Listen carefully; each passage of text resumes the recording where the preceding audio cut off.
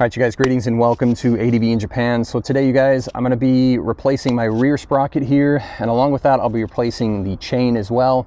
Now I know they do recommend that you replace the entire drivetrain, so that includes, you know, the rear sprocket, the front sprocket, and the chain at the same time. However, I did replace the front sprocket maybe about 2 months ago with the Duke 250 dampened 14 tooth sprocket. So it's fairly new on there, but this guy is totally shot. My chain is totally shot. So if you are ready to do something similar like this, then definitely stick around as we're gonna go ahead and get into it.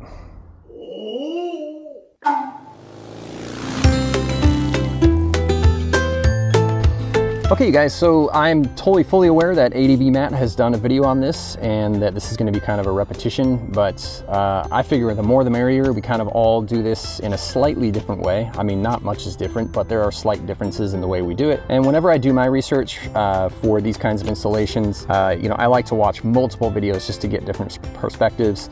The other thing too is I think ADV is probably a lot more experienced than I am when it comes to bike stuff. So, you know, this is my first time actually changing out a sprocket and a chain on a motorcycle. I've done it on a bicycle. Obviously that doesn't count. But I have messed around with a rear hub too, so I'm a little bit familiar with that too, but this is my first time. So my hope is that, you know, to show you guys that this is definitely doable. You don't have to be an expert to be able to get this stuff done. You don't have to have gone to a school, you know, to learn about motorcycles. It's really, really not that hard. My background is really just kind of handiwork. I used to be a carpenter, things like that. And I used to do some work on cars as well, but never done any work on bikes beyond what I've done to this bike. Okay, you guys, so I've put about 17,000 kilometers. This is the original chain and the original sprocket, so it is definitely overdue. The stretching really just started to happen probably over the last couple months here, and then along with that, the sprocket started to go too as well. So how do you know when to replace your sprocket and your chain? You know, if you already know, then go ahead and just skip this section and go straight to the installation. But for those of you that aren't quite sure, there are a couple visual checks that you can do to just really determine right out the bat whether or not you need to replace your chain and or your sprocket. So in terms of the sprocket, one of the easiest tests you can do is go ahead and take your chain, and you know, it's got to be properly adjusted. You know, so I've got about 7 millimeters right there. And then just pull the chain off the sprocket. If you can pull it and see light coming through like I can, that means your sprocket is worn down. It's been grind down by the chain and it needs to be replaced. Another tall tale sign too is if you can roll the chain on the sprocket like that. That shouldn't be happening. That's way too much roll. I mean, you may have a little bit of free play on a brand new sprocket and chain, but that is way too much roll.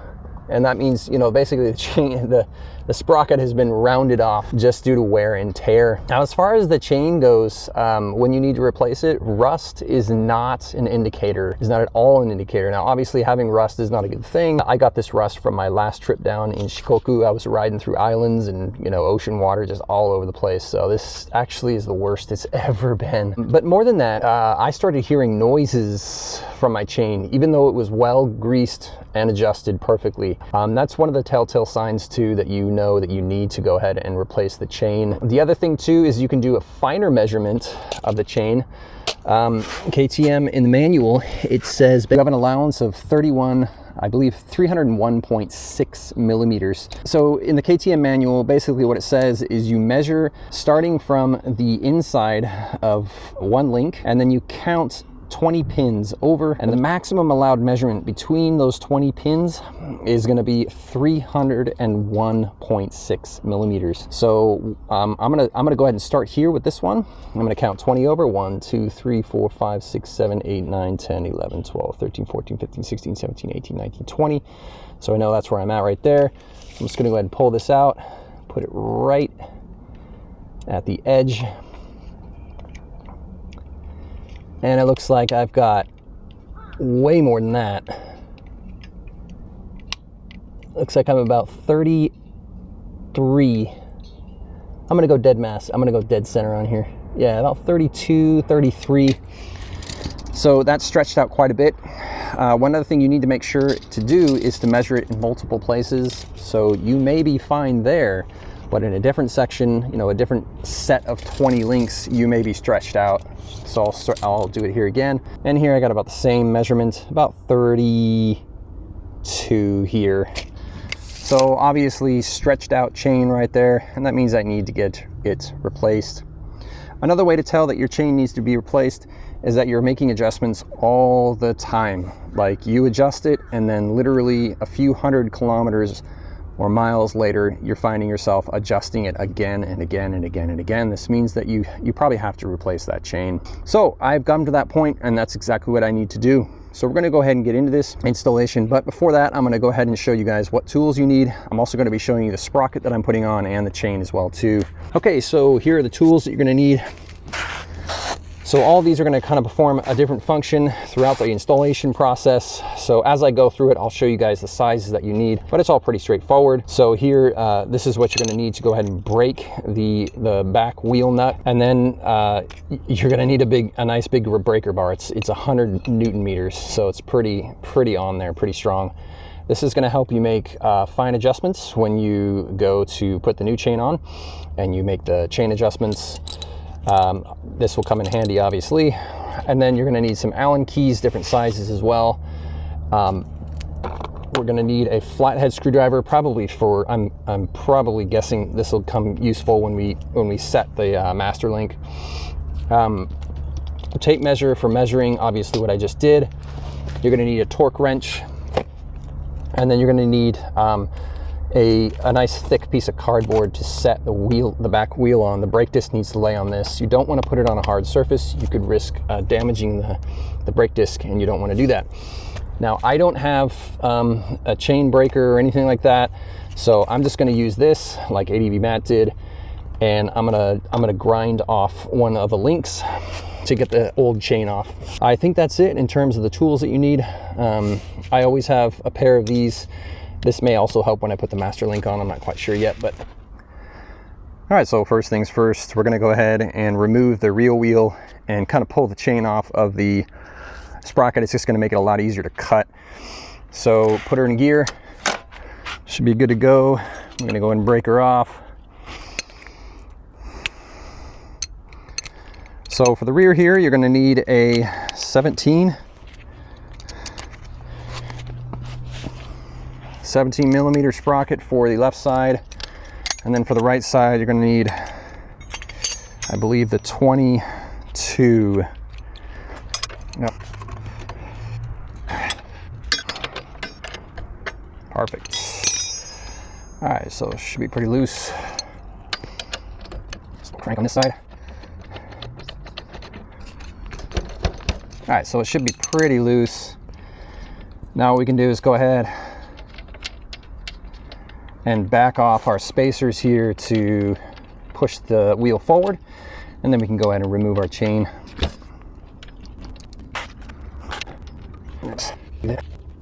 And this should give us enough slack to push forward, pull the chain off. Yep. All right, so now we can go ahead and cut through this and pull it off.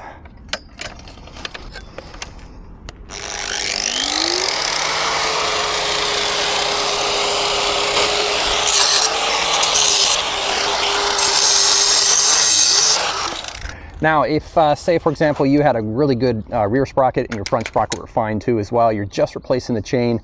At this point, what you can do then is just take the new chain and zip tie it to the old one, and then just run it through. Just makes it a lot easier. Run it through the drivetrain. It just makes it easier to pull everything up there. You don't have to remove any of that stuff up front off. You're good to go. I'm gonna go ahead and pull all this off because I'm gonna clean my front sprocket. And of course, obviously, I'm replacing the rear sprocket, so that will not apply here. So in this case, you can just go ahead and pull the old chain out. Okay, you guys, so we're back. You may notice that the bike looks different. It's a totally different day. I'm wearing different clothes. That's because the sprocket that I had gotten didn't fit the KTM 390 as it mentioned on the website. So I had to go ahead and reorder another one from the KTM PowerParts website, and that was on back order. It took forever to get here, so I'm back again, and we're going to go ahead and go through the parts. So today we're going to be putting in a 46 tooth rear sprocket from the KTM powerparts. Here you guys can see the part number right there. I'll put all that stuff in the description as well. And this should be much lighter than the existing sprocket that we have on there. And it's going to give us one extra little tooth in the back. What are some of the reasons why you want to go with aluminum? Well, it's going to do a little bit better with wear and tear. It is also a lot lighter as well. And then of course I'm going with the 520, which is the exact same as I had on the stock. And the VX3, this should be pretty good to go for off-road. This is also silver. I went with silver instead of gold. There's really not a huge difference between gold and silver in terms of the rust benefits that you get. So it's really just up to you what you like. If you like the gold, go with the gold. If you like the silver, go with the silver. I'm more in the silver area, so I just went ahead and went with this. So this is an X-ring chain. The X-ring chain is a little bit better than the O-ring chain. It disperses the lubrication a little bit more evenly across the different parts of the little pin inside there. So it does a little bit better. It should last a little bit longer than what the O-ring is. Now this is an 18 link. I don't think I'm going to need this much. We'll see. I only went up one tooth. I may have to cut some links off of this in order to get it done. So we'll see. In any case, so the first thing we need to do, as I mentioned, I redid this, I'm redoing this from a previous day. So I already took off the chain, and then we can go ahead and get into the rear axle bolt. So let's go ahead and do that. No, I'm not going to be using a lot of energy here because, like I mentioned, I had this wheel off a couple weeks ago and it's just been sitting, or not a couple weeks ago, a couple days ago, I'd say. All right, so you may have to give it a little bit of a love tap to get this thing out. And just support it with your knee there. And then one thing you want to be careful of is you've got your ABS sensor here. I know some people like to remove that when they do this work. I'm just going to go ahead and leave mine on. Also, this is not bolted in. It's just sitting on a piece of metal there. So just be careful that it doesn't fall out as you remove this. The one thing that you're probably going to want to remove that I forgot is this little Allen bolt right here holding the chain cover on.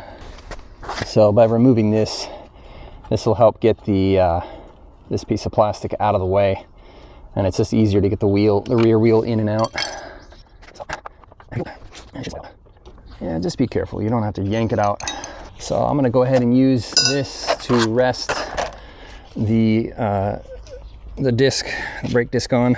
Just be careful with it. It's not meant to be in contact with hard metal or concrete or anything like that. You just don't want to scrape it up. I mean, even a millimeter of a bend in that thing and you're screwed. Okay, so this is the rear sprocket. This is the rear sprocket hub right here. And then inside here you've got, you've got your bearing there. And inside here you've got your dampers. So if you guys haven't seen my video on my dampers, I used the dampers from the Ninja, some Kawasaki, I can't remember it. I'll leave it in the description. In any case, if you want to watch it, the video link is right up here. I find these to be just a little bit better in terms of keeping this rear hub a little bit tighter. And these also, my experience so far is that these last longer. These have certainly last longer than the KTM stock ones. I've had to change them out twice already. So these ones certainly have done a much better job in that department. Okay, so we got to get the sprocket off the rear hub here. Okay.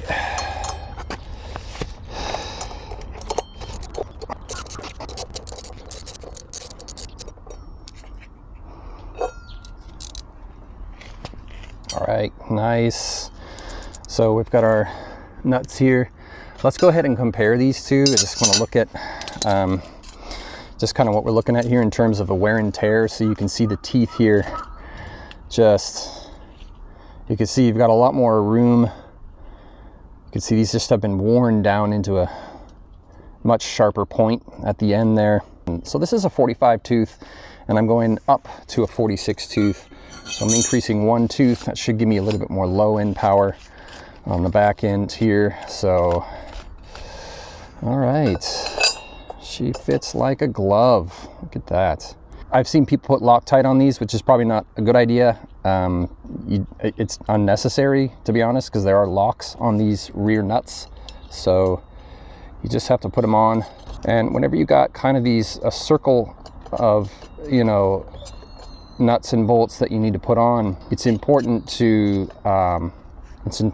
go in a circular pattern. This comes from my experience in drumming, tuning drums and whatnot.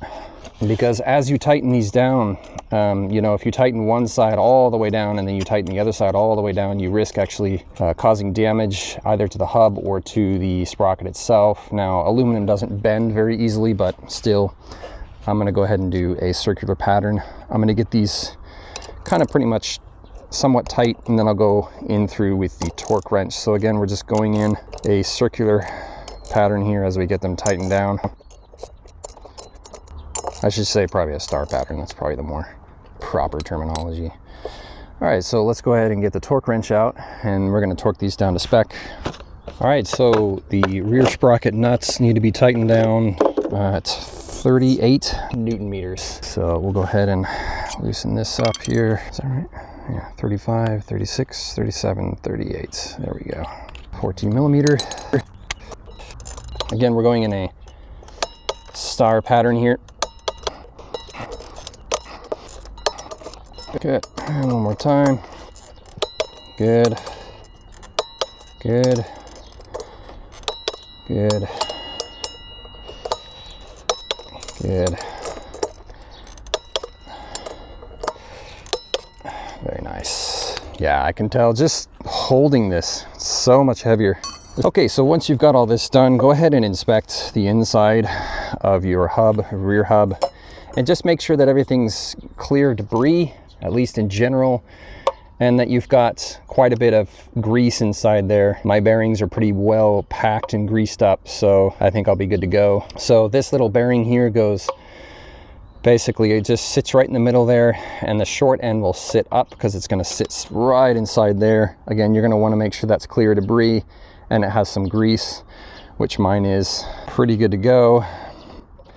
So once you get that, you'll just wiggle it in and it should sit straight in there really nice. All right, so she's ready to go back on. That's the 12 o'clock chime, which means I gotta start dinner here, or start lunch for the wife here pretty soon. Okay, so again, just as before, in reverse, you're gonna be going inside here, so be careful of the brake pads and the ABS sensor and all that stuff. Ensuring that you kind of slide it in at an angle, that always helps. And what I like to do is, I have pulled the rear off, so I've done this before. Just get a little Phillips or a flathead screwdriver to pull the brake pads apart a little bit. There you go, get them nice and separated in there. And get your rear hub axle nut ready. Bolt, whatever. So the one thing as you're putting this on to be careful of is that these little washers here don't get popped out. There's one on this side too as well. Okay, so I'm gonna get my knee under here. There we go. There we go.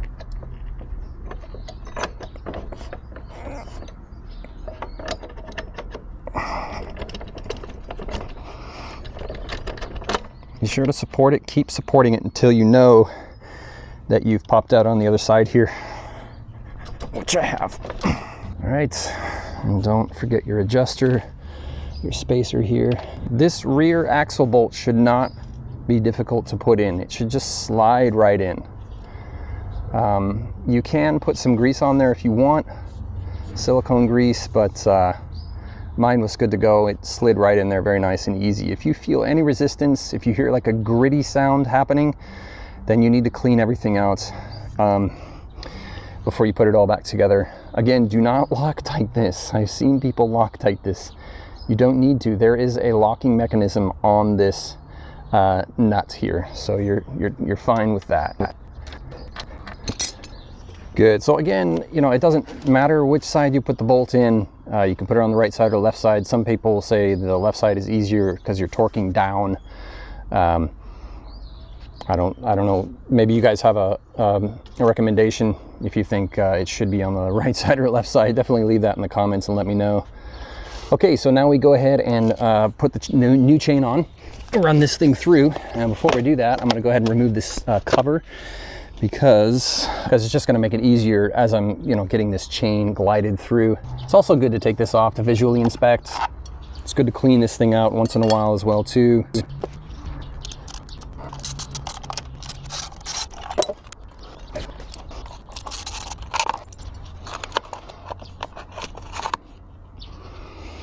Good. Okay, so this is all gunked up, so I'm glad I took this off. Can go ahead and go through there and just kind of brush and clean everything out, get it nice and clean. Wow, that is dirty in there. Oh my gosh. This is probably from the chain wax that was on the stock chain. I don't know, some people aren't really fans of the chain wax because it leaves a lot of gunk up here. It can also actually quicken rusting as well, because the wax is not as strong against rust. So a lot of people, when they get the new chains, they'll go ahead and just wipe them clean and then put on chain lube, which is a lot stronger against rust. I don't think this has got a whole lot on it, so I'll probably just leave it as is. But in any case, I'm gonna go ahead and clean this out before we go ahead and run the chain through here. It's good to visually inspect the front. I just replaced this, as I mentioned, so they do recommend, again, to replace everything all at the same time. But for those of you who's interested, this is the sprocket from the Duke 250. It fits beautifully on here. It's a 14 tooth. It's better, in my opinion, than the JT sprocket, just because you've got a dampener on here. It's going to reduce the vibration, the noise. That JT sprocket is loud. It's very loud. If you like that sound, great. But if you're doing a lot of road riding like I do, then this is definitely a little bit more comfortable, in my opinion.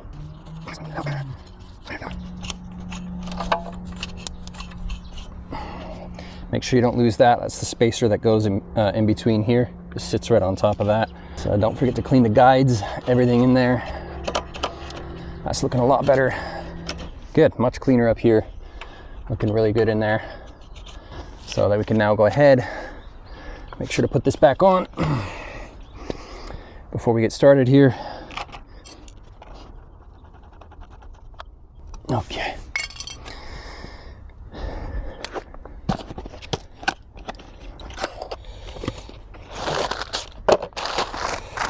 Okay, I'm hoping I don't have to remove any links from this.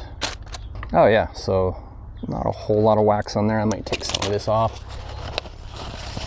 Let's give it a little bit of a wipe here. Okay, that took some of that surface wax off.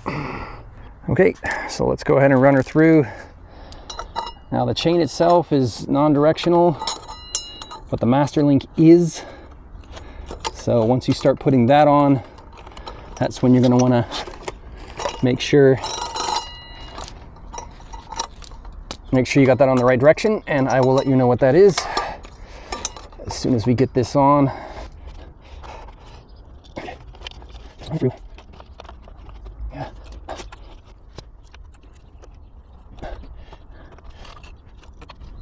Okay, good. Perfect. All right, we'll see.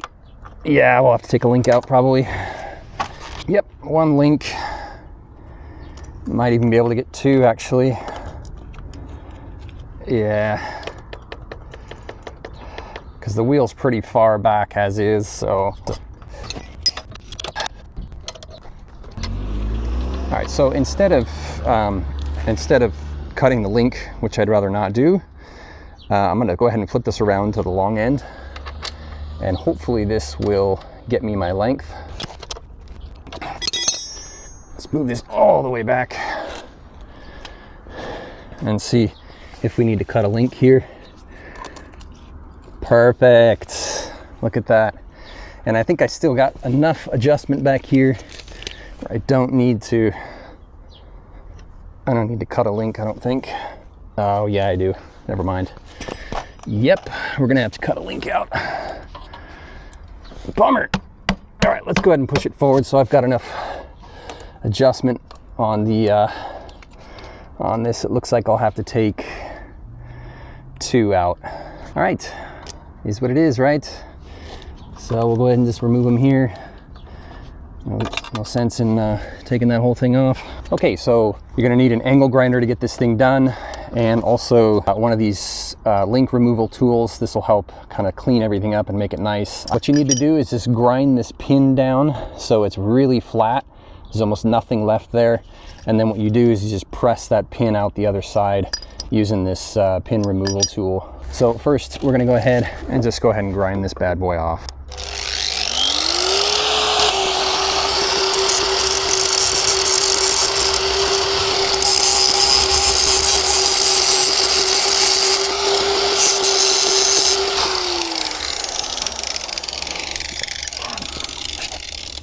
Okay, so that should be good.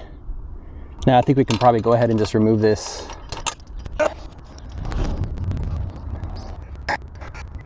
Yeah, she's coming through. There we go.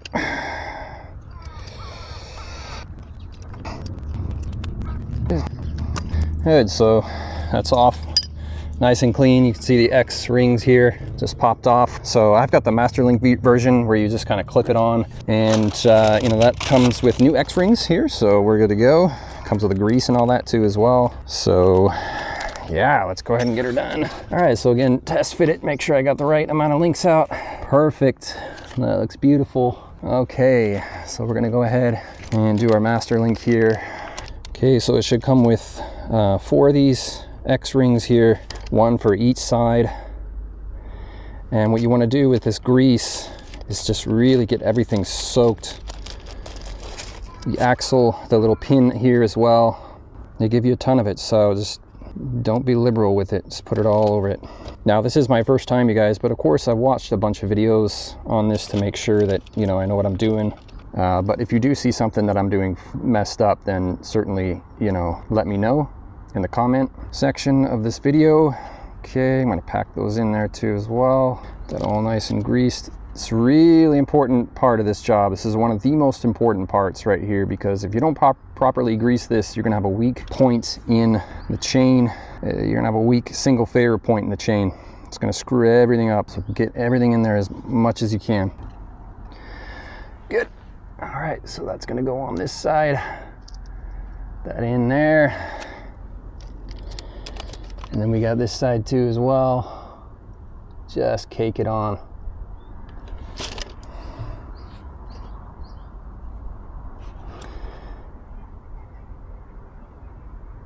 Good. Okay, so I'm assuming this is directional maybe, so I'm just gonna go and make sure that that's out. Okay. Now I've seen people having to press this to get it to come together. I don't know if that's the case, so I'm gonna get a little squeeze. I don't want to give too much of a squeeze, but no, it is. Yeah, it definitely does pop in. So, all right, I need to get some better pliers here. I'll be right back.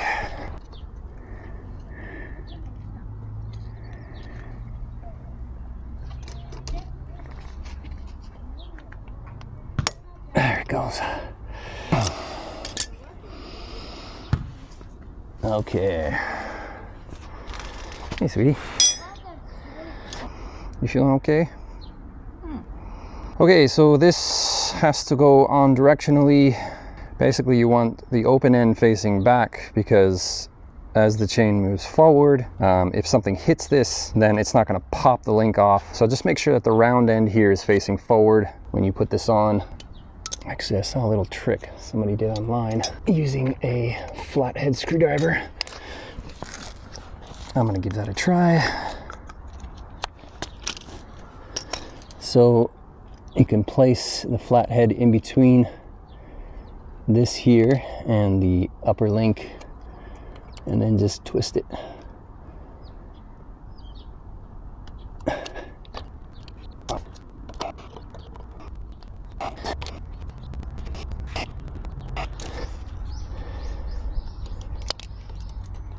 Fuck me. Was it?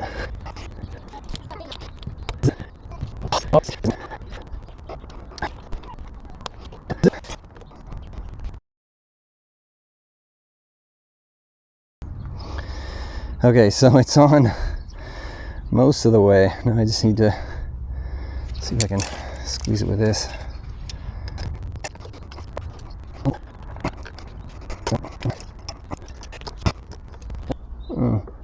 That's on. I think we're good. All right, now we need to do a chain adjustment. All right, let's get a good measurement here. So I got about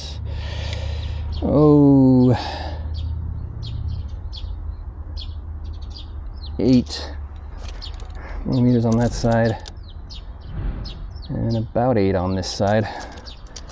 Let's do it again. Okay, let's do it. All right, you guys, I do apologize. I forgot to explain how to do the chain tension adjustment.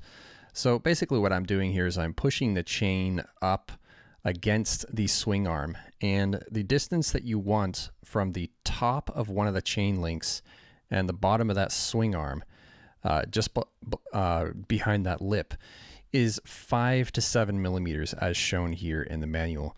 So as long as you've got that, then you've got the proper chain tension.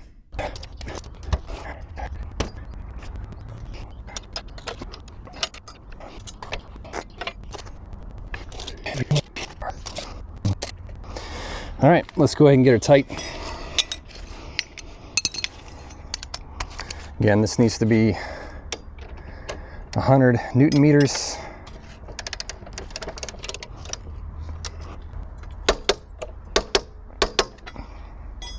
Good. And I'm gonna go ahead and make sure this is tight down against here. Yeah, that's good. It's not going anywhere. We're finger tight there. Good. She's on. Okay, so let's go ahead and get this back on, and we'll do the torque for these. I'm not sure what the torque is for this particular one, but the engine casing bolts do have a specified torque, and I'll have to look that up because I forgot it. So don't forget, 3 in total.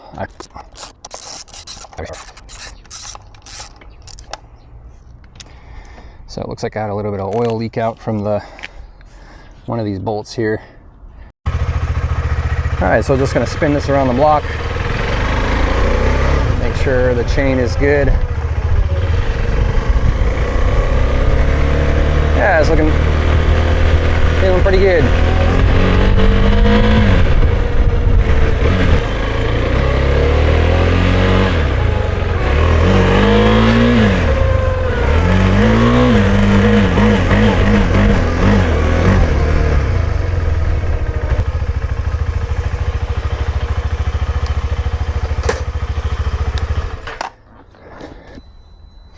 Okay. Yeah, looks like we're solid. Everything's good. See if my chain adjustment's on. Perfect. It loosened up just a little bit as I expected. And we're good. All right, you guys, that's it for today's video. I hope this was helpful. Again, the amazing reason why I did this, I know there are a couple videos up showing people doing this already. The main reason why I did this is just because I wanted to make sure that you guys know that you don't have to be an expert to do this kind of work. It's really simple. Just a couple of nuts and bolts and torques, and that's it, and you're done. One thing I haven't done yet is to go ahead and tighten these up right here. So when I'm done with this video here, I'm gonna make sure that I do tighten those up so we don't get any movements in the rear wheel. But we should be good to go other than that. All right, you guys, so that's another wrap for a video. I do appreciate all the shout outs and thanks, you know, for my wife's condition. She's doing good, as you heard in the video. She's doing a lot better. We'll be going in for surgery and whatnot and getting all that stuff done. So, but again, you know, I just really appreciate all the love. So, all right, so in the next video, I should be popping out here is the, I should be working on these. I should have a Shikoku video coming out here pretty soon, I'm hoping. I'm still dealing with a straight neck and some back issues, so being on the computer is the worst thing I can possibly do, but it is what it is.